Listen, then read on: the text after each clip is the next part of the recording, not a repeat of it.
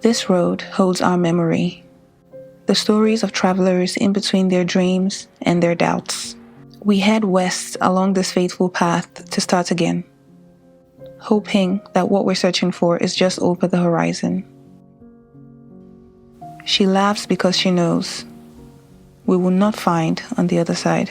What we're looking for, we will find as we go.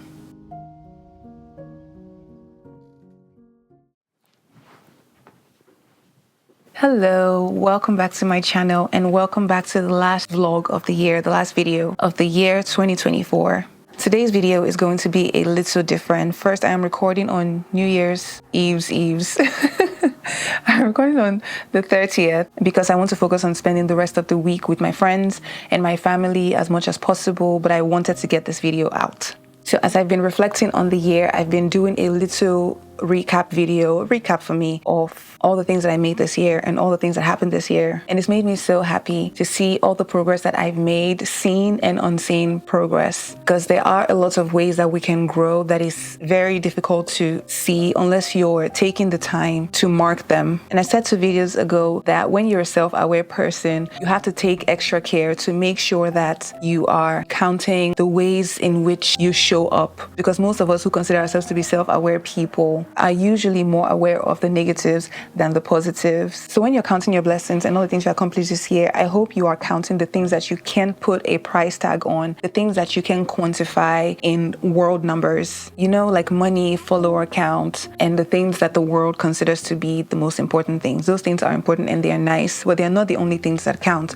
The ways in which you grow, the ways in which you learn to stand up for yourself, the ways in which you've learned to show up for yourself, that learn to trust your intuition a little bit more. Those are things that other people may not see, but you have to make sure that you're not underestimating them. For example, I started this year with less than 300 subscribers. Granted, I didn't start posting till late March because I wasn't sure what I wanted to do, if I still wanted to do YouTube, if I still wanted to create content at all. I really thought 2023 was my last year making content on the internet, but clearly I was wrong. And now there are over 5,000 of us here, and I am so grateful for every single one of you that decided to follow me on this journey. But more to the point, as much as I'm grateful for that, I am more grateful for all the things that I learned that can't be accounted for in that 5,000 plus subscribers, right? I am more consistent. I showed myself that I am dedicated enough to myself to show up even when I'm not seeing results, because at the very beginning it looked like there were no results. But when I wasn't seeing results, roots were taking place, right? You're learning to show up for yourself even when no one is watching. You're learning to be yourself. You're learning to be confident. I learned how to be more confident on camera this year, and based on how far I've come, I can only imagine what else is in store for me in terms of what it can be like to be so front facing,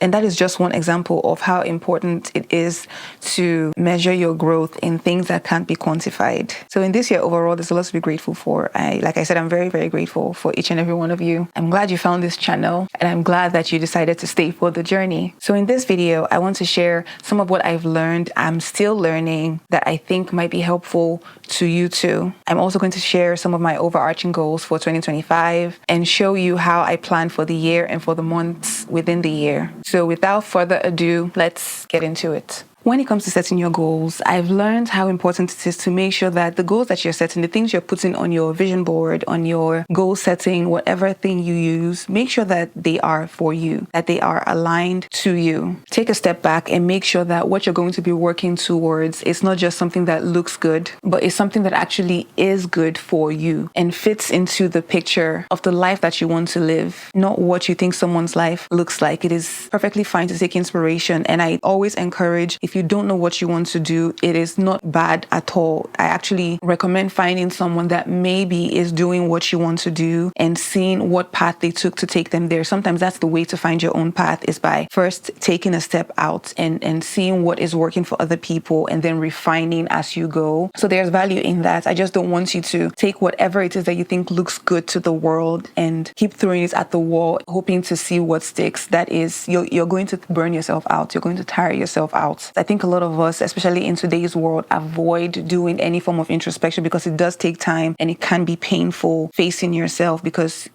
what if you don't find anything, or what if you find something that you don't like, but you can keep running and running and running from yourself. At the end of the day, wherever you run, you're going to meet yourself there. So you might as well dig in, do the work, I promise you. It will make even the most unclear, uncertain path easier to follow, easier to have faith in because you have faith in yourself. I know for a lot of us, the goal is to grow, whether it is personal goal, financial goal, growth, career goals, or whatever it is that you're working towards. The goal is to grow, but you want healthy growth. You are a human being, which means you are part of nature, and nature doesn't grow just for growth's sake. You are a person. You are not a cancer. You can't just want to grow just because. And what that means is you have to be patient. Again, back to the introspection, you have to know that sometimes a lull or when things plateau and it seems like nothing is happening, that doesn't always mean stagnancy. Even nature has time for rest and then for following and then for harvesting and then for planting. So you have to look within. It's important to take the time to slow down and maybe ask and try to figure out what season of life you are in so that you're not pushing yourself or coming down on yourself for not being something that you are actually not supposed to be in that season.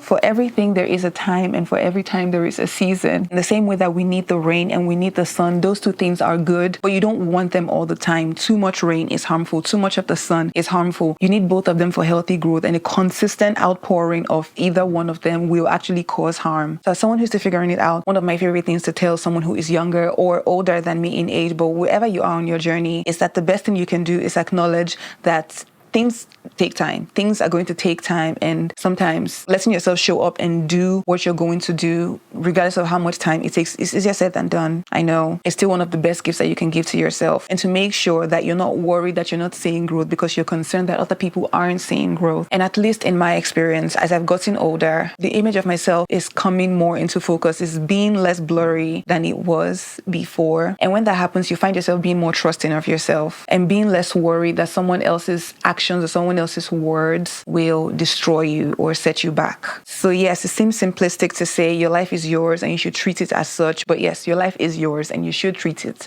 as such. Second thing that I learned this year is when it comes to enjoying your life, when it comes to really loving the journey that your soul is on and being intentional about the choices that you make in order to make that happen, I always think of a section of an essay called A Conversation with Richard Sicken, where he says, you have to feel the tank. You have to move your body. You have to get out and look at things. You have to want to talk to people, to eat strange food, travel if you can, watch movies with subtitles or things not in your native language, listen to music outside of the borders of what you would typically listen to, read more if you can, try to go to art galleries and art museums and concerts, do the things that you're bad at, make bad art. I added that part, that's not in there, but make bad art essentially. But then he goes on to say, you have to challenge yourself to keep learning new things, and you have to want to participate in life, actively participate. And he says all of these things falls under the umbrella of stay curious, and you have to have fun. And then he ends by saying, my housemate is being fussy with me today because I'm talking to the dogs about how my father fought in the Clone Wars. And so maybe sometimes I am ridiculous, but sometimes he is joyless. And anytime I remember those words, I'm always reminded that in order to find joy in life, you have to make space for it. You have to be intentional about it because it won't always come to you easy. You have to want to wander,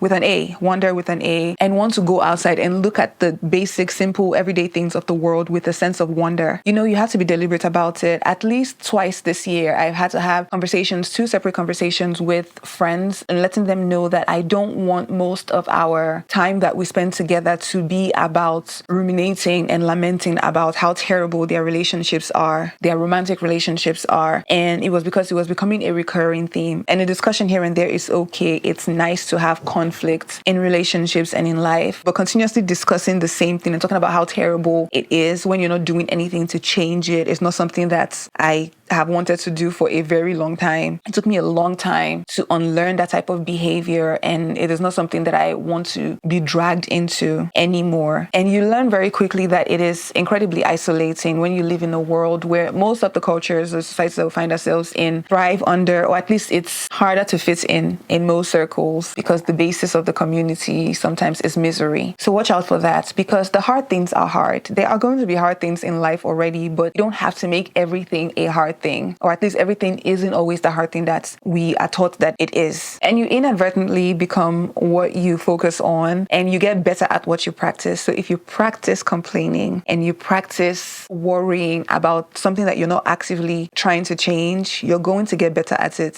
So maybe don't do that. Okay? So yes, as long as you're not harming anyone, make room for what you enjoy. Don't apologize for your hobbies, what you enjoy. Don't let anyone shame you out of something that you're doing that is bringing you joy, bringing others joy. Like I said, as long as you're not harming anybody, you should be good. The third thing that I learned this year is that when it comes to approaching your dreams, you have to want it, or you have to let yourself want it, like want it out loud. That was a very, very huge one. This year, for the first time, I actually said to myself, I want to be a vlogger. I said the words, I wrote the words, I want to be a vlogger. And in retrospect, it seems a bit silly to not even be able to admit things like that. And there are many reasons, many psychological, many childhood trauma related reasons as to why we have a hard time admitting our dreams to ourselves. You know, the fear of disappointment, the fear of success, the fear of failure. There are many reasons in between, but whatever the reason is, as you're working to figure that out, let yourself want what you want. We hear a lot that life is too short for you to not do what you're good at or what you're talented at.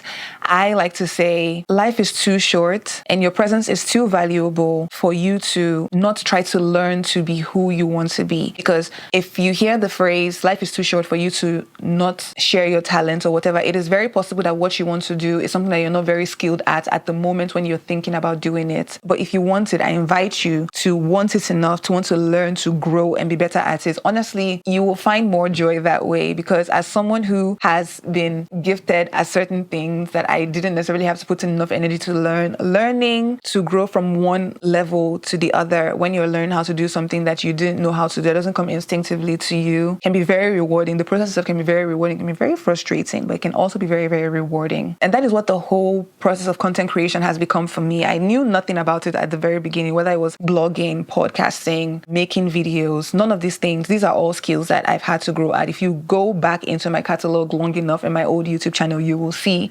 exactly how it was when I first started. So say you want to be a dancer, a coder, a singer, a computer software engineer, a nurse, a writer, whatever it is, and you're looking around and you're seeing people that are already further on in this journey that you want to take, or this thing that you want. If you feel like you don't have the skills to be great at it and to be one of the best at what you want to be, then learn it. Now is as good a time as any to start learning it and to learn it out loud and to get better at it, because the time will pass. It will absolutely pass, and you will be at the same level that you were when you first decided that it wasn't worth it to be bad at first. And if you don't start now, at some point, you will get tired of yourself. You will get tired of selling yourself short. You will. You'll see. And you look back at yourself and you wonder how you ever let yourself be convinced that you weren't great, or that you weren't capable of greatness, or how you managed to convince yourself that you are small or not good enough for what you desire. You will.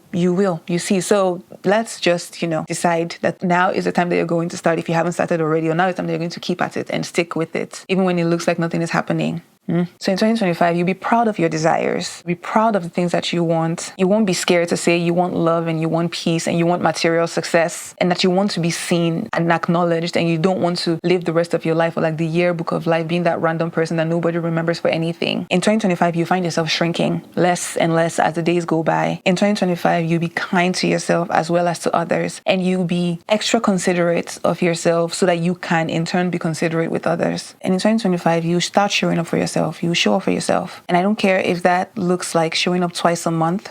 If everybody else is doing 10 times a week, do whatever it takes. Go as slow as it takes in order for you to be able to be consistent. It is more important that you build trust with yourself in order to get your confidence up than it is for you to burn yourself out at the beginning trying to keep up with people whose systems are entirely different than yours, whose lives are set up differently than yours. It is better for you to go slow and steady than to start off strong and with a whole lot of steam and then burn out by the end of February. There's no shame in starting slow, or maybe what I should say is no one can make you feel shame if you don't give them permission to. And what is more important than you proving to everybody that for once you are a go-getter is showing yourself that you show up when you say you will, that your word means something to you. And it's okay for you to make mistakes. It's okay for you to fall off once in a while, but keep going. You find yourself making fewer and fewer of the same mistakes if you do keep going. So try as much as possible to work with your current system, with your current life, not against it. Plan for twice a month if you can do it weekly. Go for once a week if you can do it daily. journey. I know we hear it a lot, and I think I've said it already in this video before, but your journey is yours. You're not running the race of your life against other people. It is one lane. We all have our own lanes that we're walking.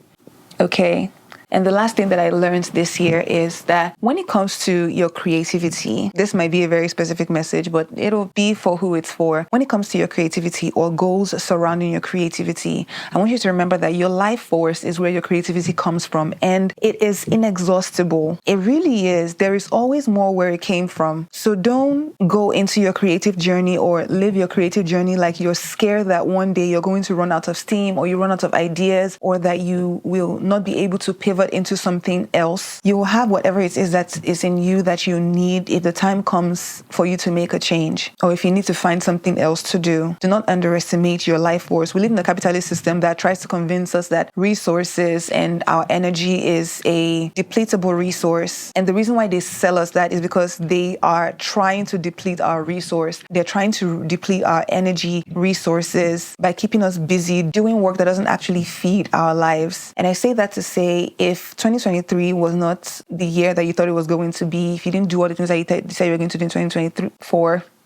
or if you didn't show up as much as you want, we're done now. We've gotten to this point. It's okay. Dwelling on it or beating yourself for not showing up in days that have passed is not going to change anything. Like the great Rafiki said, yes, it is hard. The past can hurt, but you can either run from it or you can learn from it. So yes, I'm inviting you to learn from it and to grow from it. Because knowing the ways that you didn't show up is not lost information. Now you know what your weaknesses are. That is good information if you ask me. Now you know the things that you know what your distractions are, at least up to this point. So you know the things that you can work around, right? You know the things that can maybe trip you up. Don't try to run away from your past by completely avoiding it. You've gained information. Use that information to plan moving forward. The point is that you move forward. Okay, so let's talk about 2025 and how I plan for the year and how I'm going to be planning for 2025 specifically. So I'm only briefly going to touch on what I use and the system that I've learned works for me, because all the really in-depth planning details on what to use and what system works best for certain things is a bit beyond my scope. So I like to leave that to the professionals. I'm more of a find what works best for me within the system type of person. And I will admit that my version of things is not always the most optimized version of the thing, but it works for me, and that's really what matters. Two people that I learned so much from when it comes to finding a system that works for you, or making a system that works for you with good strategy and knowing what the right questions are to ask yourself, or what the right prompts are when you're trying to do a full goal setting. Adama, Lorna, and Jenna Hong. I'll leave their details here on the video. Actually, three people, because when I first started out, when I came back to YouTube a couple of years ago, Rowena Sai was also very helpful. I really liked her videos for what setting a system that works for you can look like. So let's talk about the setup. I mainly use two things. The first is the all too popular Notion, which I'm sure by now you've heard of.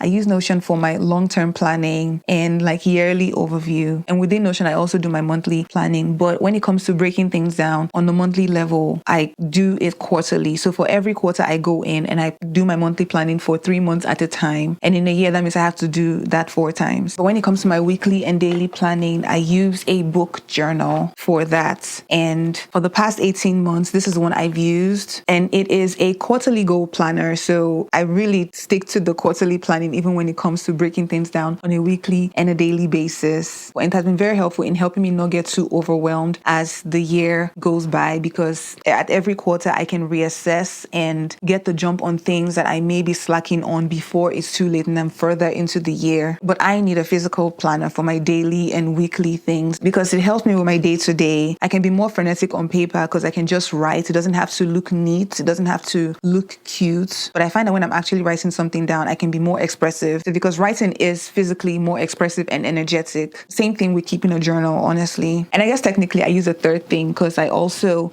use a journal separately for my morning pages, which one of my goals is to be more consistent with this. I only do it a couple of times a week, but yes, that is something I'm going to continue working on, my morning pages. And then when I'm on the go with my phone, I use the notes app for like thought dumps. or I really sometimes just open the Notion app on my phone, and I have a thought dump folder that I use for not personal stuff, mostly for content stuff that I think that would be a really good idea. Let me quickly put it down before it's taken away from me or it flies to someone else's head. So yes, with my quarterly planning system, it's easier for me to break things down. It's easier for me to not get overwhelmed as the year goes on. But it's also easy for me to look at what worked in the quarter before and see if I need to slow things down a little bit moving into the rest of the year. However, for 2025, I am bumping myself back up to a 6-month planner. And for that, I'm going to be trying the Amanda Rach Lee Doodle Planner / journal. I've read really good things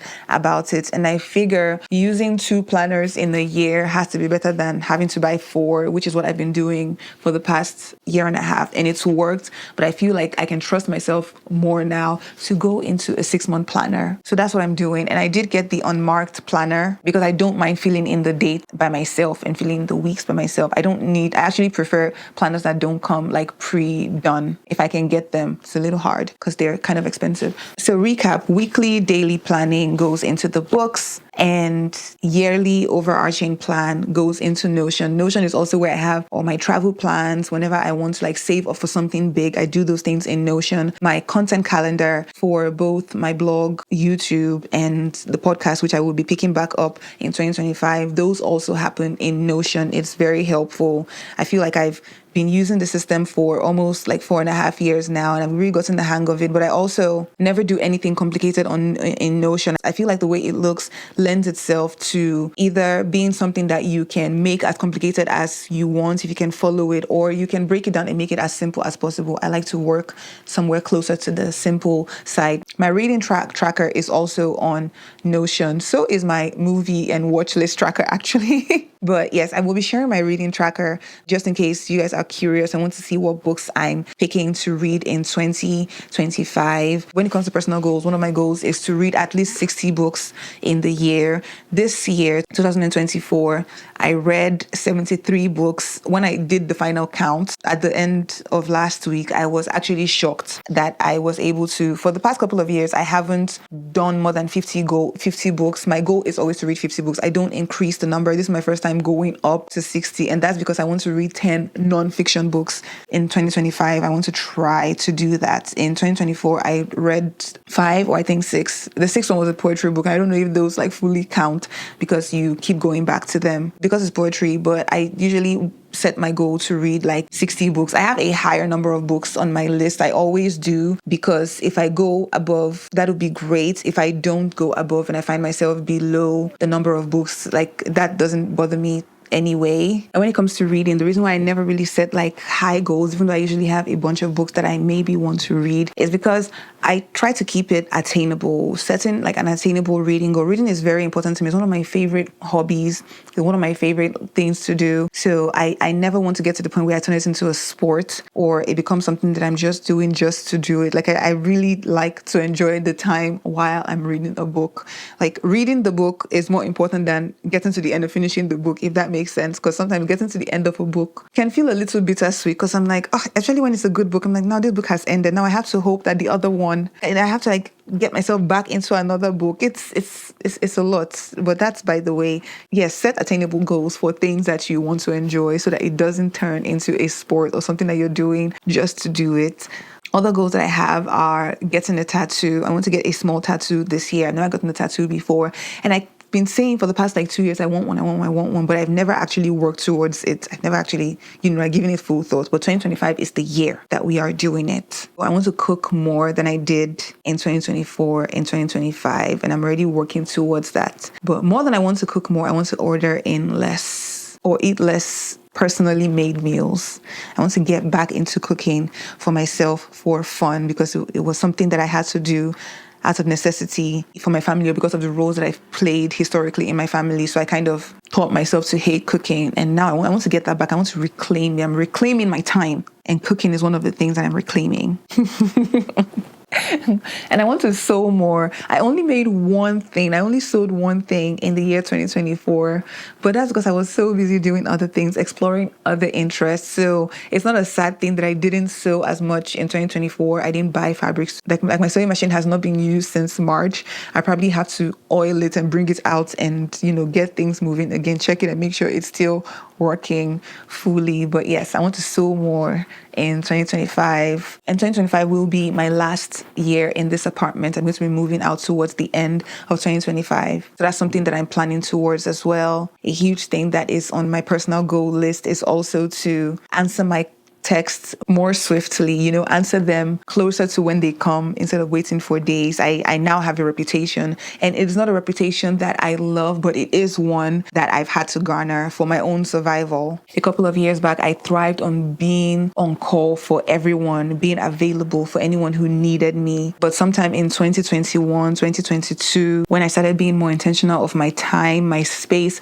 how much of myself, how much of my precious energy I'm giving to other people, especially to people who are either incapable or unwilling of giving back to me. And I grew a proper backbone. One of the first things that was left by the wayside was the easy accessibility, and text was one of the first things. So I just don't take my phone everywhere with me in the house. It is usually in the living room. If it's during the day, most of the time it's on do not disturb, unless you're a family member or a really, really close friend. And honestly, it helped. It helped me really filter out the people who were there for me, who really saw the value of my presence versus the people who only saw value in my labor. But I think now the pendulum has swung all the way to one side. So I'm going to try to bring it back into the middle again. I'm definitely more confident in my ability to say no with the right tone, without harshness, to say no in the right way, without saying no in a way that is harsh because I'm trying so hard to protect myself. Now I can be calm in my saying no. I do it often now. So I think I've practiced enough to not be as inaccessible. I'm going to make myself a lot more accessible in the coming years. I have a lot more plans for, my career, for content and things, but a lot of those I like to play closer to the vest. That is not information that I will just share on the internet, but I hope this was helpful in some way. I really wanted to make this video. I thought it was really important to reflect and share the things that have helped me, things that I learned in the year, and document it and hopefully help myself looking back at the end of 2025, God willing, or anyone else that finds this helpful. It is a slow and steady journey. We made it to the end of the year. I know for most of us, it was a tumultuous year. There's a lot that happened this year, and there is a lot that's going to happen in 2025, I'm sure, but we will take care of each other as much as possible. And yeah, I'm sending you all my love and hope you find as much strength and as much courage as you need to go into the new year. Happy New Year. Happy New Year whenever you're watching this, okay? Happy New Year. I wish you a great 2025. All right. Thank you so much for watching and for hanging with me. Goodbye. Mwah.